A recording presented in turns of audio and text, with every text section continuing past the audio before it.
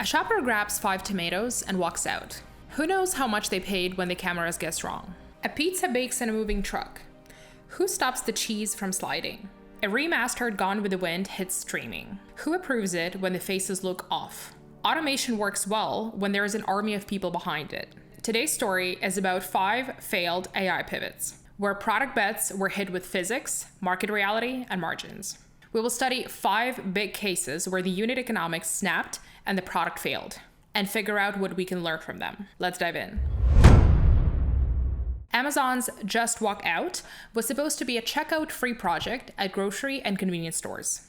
The idea was to let customers enter a store, pick up the items, and leave without scanning anything or stopping to pay at the till.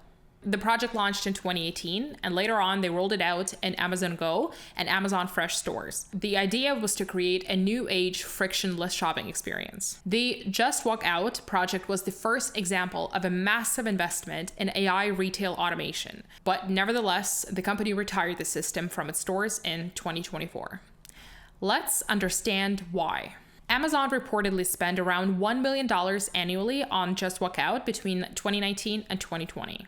This investment covered all R&D and capital expenses. Now, how much is it? $1 billion. Is it a lot or is it a little? The implementation of this system in large supermarkets required from $10 to $15 million per store, which is far above traditional checkout systems. Behind the automation curtain, Amazon hired more than 1,000 people in India, labeling videos in real time. That human layer kept things accurate, but it also destroyed the margins. The cost of processing data and fixing mistakes outpaced a normal retail operation, especially in big box stores with complex product mixes. It is a lot easier to implement a system like this at a convenience store, like Amazon Go or Amazon Fresh. And the reason for that is because the product mix and the possible combination of products at those stores are quite limited. Now, if you think about a store like Walmart, for example, you can get a few tomatoes that need to be weighted, you can get a box of tomatoes that needs to be scanned, and perhaps a pillow that is 25% off if you get a toaster by the end of the week. When you work with a product mix like that, and that's just a tiny example, Amazon's Just Walk Out starts to produce a lot of errors, which is why they struggled with the adoption among the large stores. It was estimated that up to 70% of transactions required human intervention. The labor cost savings expected from removing cashiers were wiped out by the substantial off-site human operation. And if you think about it, the need to have the humans behind it really defeats the purpose of automation in the first place. The project also required lots of hardware, thousands of cameras, shelf sensors, a backend infrastructure for computer vision and AI, all of which resulted in high setup and maintenance costs. In this business model, stores would have needed to dramatically increase sales to offset capital and operational expenses. And that was the threshold that Amazon never met. The end result? Amazon continues using this project in smaller Amazon Go stores, but they have abandoned the grocery store application. You know how every meeting ends in the same way? 10 people nod, 3 people take notes, and only 1 remembers what got decided, if you're lucky. You might say, but calls get recorded now. Sure, if you're paying for those recordings. And even if you do, what happens after? You've got a pile of text that you still need to do something with, creating action items, updating tickets, drafting follow-ups, or cleaning up the chaos. And this is why we partnered with Radiant. Because in a world where you're paying for every single app, the smartest move is to pay for one that replaces 5.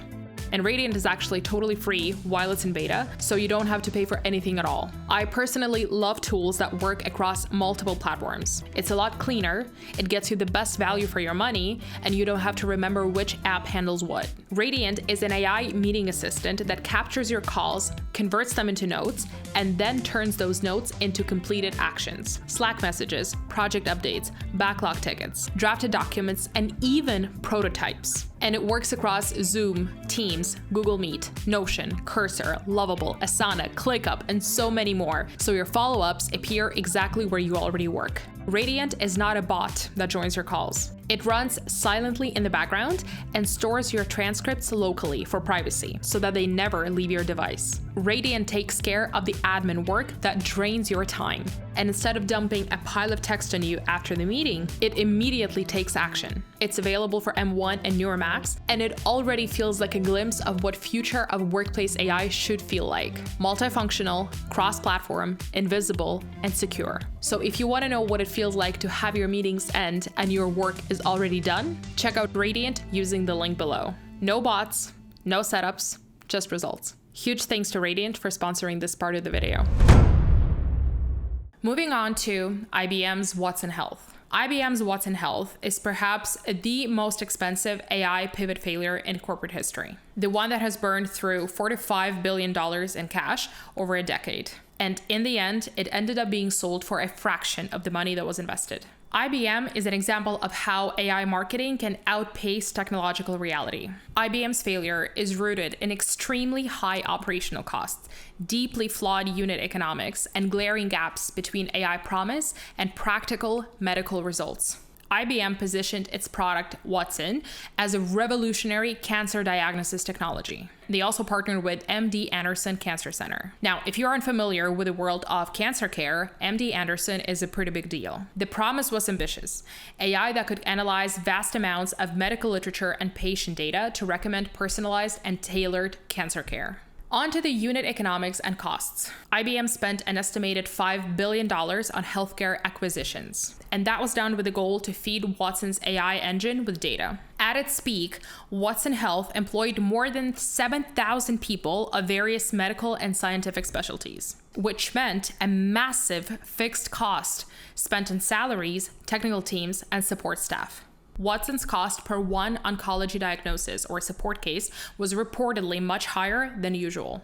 And on the consumer side, consumer being a hospital, the product ended up being very expensive to purchase and maintain, with no clear ROI and, most importantly, no proven clinical benefit. The MD Anderson Cancer Care partnership alone consumed $62 million without producing a deployable product. Watson Health's implementation at hospitals was often in the millions per contract, but required additional budget for ongoing support, customization, and integration with electronic health records. And electronic health records is the backbone of any hospital. Most hospital deployments required custom configuration because Watson struggled with unstructured patient data. System costs grew faster than revenues. IBM never scaled Watson Health to profitability. Their peak financial performance was when they broke even by slashing jobs and eventually selling the unit for about $1 billion, which is the loss of about 80% of investment. So why did it fail?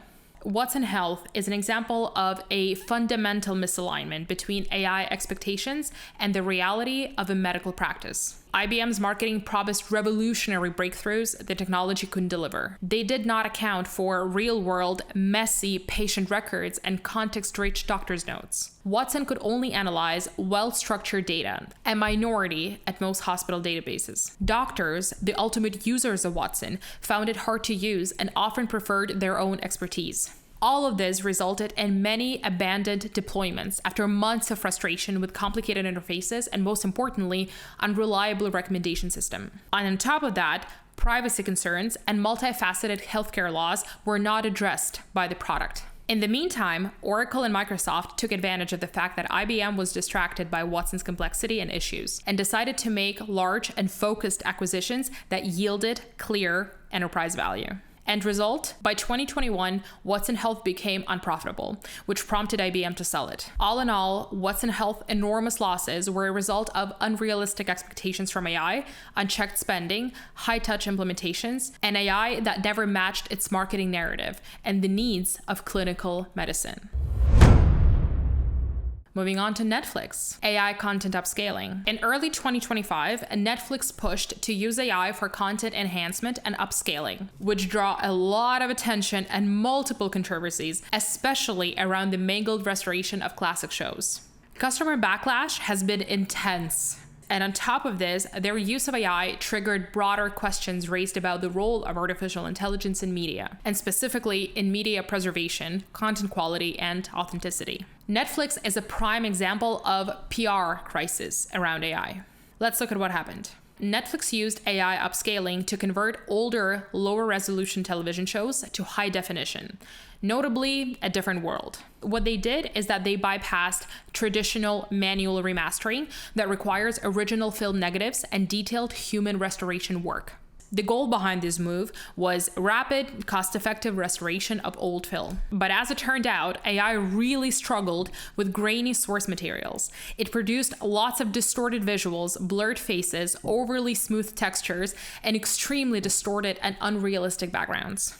Netflix also faced massive backlash when fans discovered AI-generated promotional posters for Arcane Season 2. Those posters included telltale signs of artificial generation, included distorted anatomy and unnatural details. The controversy reached 6 million viewers and forced Netflix to remove the content. In Netflix's case, unlike Amazon Just Walk Out or IBM Watson, it's less about lost revenue or burned cash, and a lot more about damaged customer trust and brand perception. Let's go through the unit economics of this move. If we put ourselves in the shoes of Netflix and look at it from the business perspective, it makes sense to try AI and use it for content upscaling because manual remastering is very expensive and slow. And if there is a part of it that can be restored by a model so you can delegate the most delicate work to an experienced professional, why not do it? AI upscaling can process large libraries at scale with minimum labor. Netflix invested heavily in machine learning for video restoration, and the key goal was to reduce the per title cost. But in my opinion, it's one of those things that need to be done in a waterfall sequence. It only works when it's done well,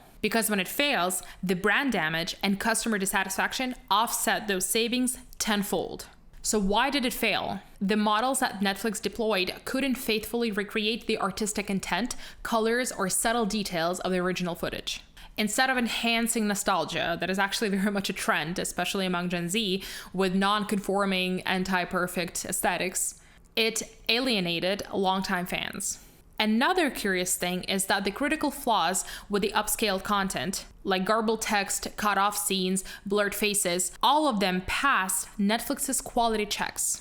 And that, in turn, signals extreme over-reliance on algorithmic solutions and the absolute need for human oversight. AI was used not just in upscaling, but also to manipulate actors' mouth movements in dubbed films, which in turn raised broader ethical concerns over artistic integrity and performer rights. This was not the first time when Netflix faced backlash for AI-generated visuals in original documentaries and marketing, which they did not adequately address. All in all, to me, this is a PR failure, even more so than the technical. Technical too, for sure, but mostly PR. This entire situation has triggered industry-wide debate on the limits of automation in creative media. So this is a lot more than just Netflix, meaning this whole situation had an industry-wide impact. Moving on to Zoom Pizza. Zoom Pizza was an ambitious SoftBank-backed startup whose ambition was to revolutionize pizza delivery. Their vision was to cook pizzas inside trucks and deliver them to customers' homes much faster than any other traditional pizza chain. Trucks were filled with dozens of internet-connected ovens. Orders were placed through the app. Ingredients and toppings were robotically assembled, although some human workers did some prep. And pizzas were cooked just before delivery arrival. The goal was maximum freshness and efficiency. But there was one painfully simple problem that sort of killed the business. Cheese kept sliding off pizzas while they were cooked in moving trucks. If you're thinking that it doesn't sound like a big problem, why close the entire business because of the cheese? I'd like to argue and say that on the surface, it actually does sound like a good idea. I understand why they got funding, but I would like to invite you to play Product Management 101 with me and really understand the problem. But before we go there, unit economics and cost breakdown. Zoom's entire automation bet was based on staggering capital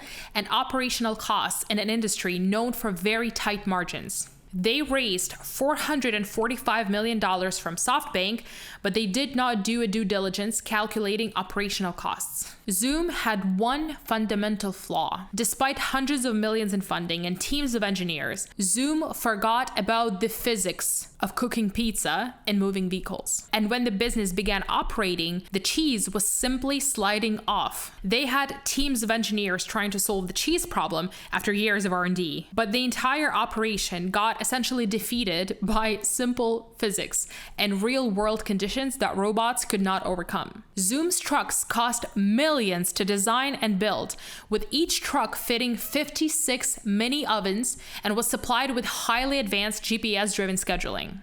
Now, I haven't found a lot of data on the whole thermo isolation piece of it, but can you imagine having a truck full of gas with 56 working ovens inside of it? Ingredient costs were around $6 per pizza, and the selling price was set at $18 or more per pizza. Now, the price, in my opinion, is actually quite competitive. Yeah, it's not cheap, but it is a typical price of a restaurant quality pizza. SoftBank invested $375 million in 2018 and valued Zoom at $2.25 billion based on visions of becoming the Amazon of pizzas. They saw Zoom as part of their strategic portfolio alongside food delivery companies like Uber. Now, Zoom had other investors as well, but the largest sum came from SoftBank. For SoftBank, the investment became a complete loss because Zoom shut down in 2023. They tried to make a pivot. By 2020, they abandoned the pizza delivery service as a whole and pivoted to sustainable packaging manufacturing, using the very robots that they already paid for. Investor pressure, especially from SoftBank, led them to scale prematurely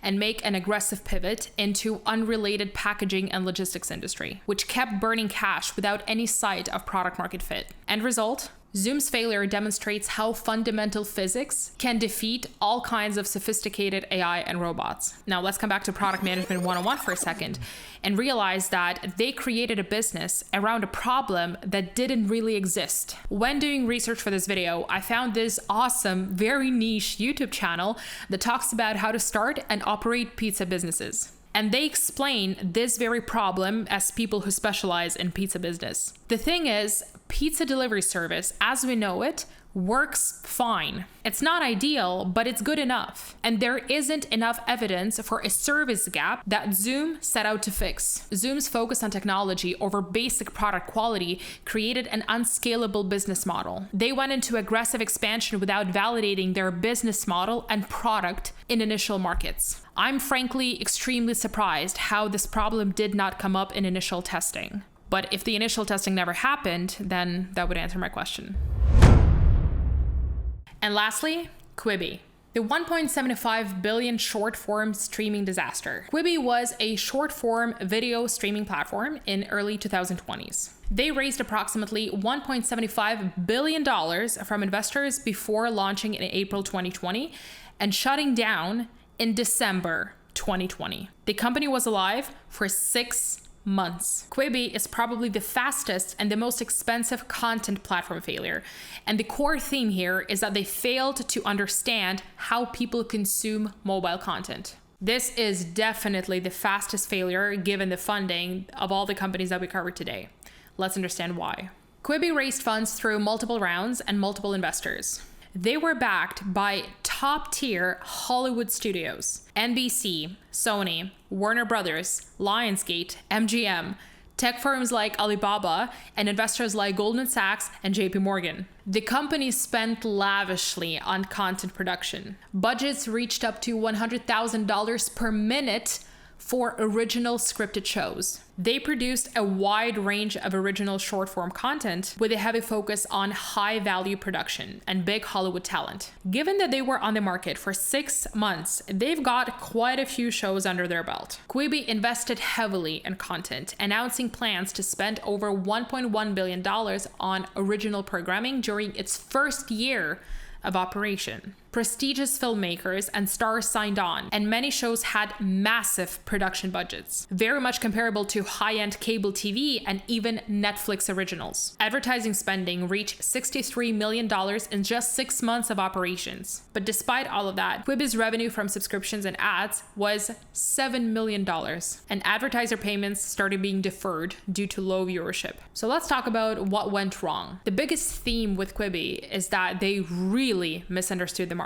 Quibi's executives believed that people wanted high-quality, short-form content for commuting, but they launched in 2020 when commuting disappeared. The service charged from $5 to $7 for content that users could get free on TikTok or YouTube. Now, another problem is the production costs. Despite spending over $1 billion on content from Hollywood talent, Quibi failed to produce any breakout hits. Now, as someone who got into content creation fairly recently, I genuinely think that there is no point in making large investments into production until you start feeling the content market fit, so to say. And to be clear, I'm not comparing myself to a media company with massive Hollywood investors.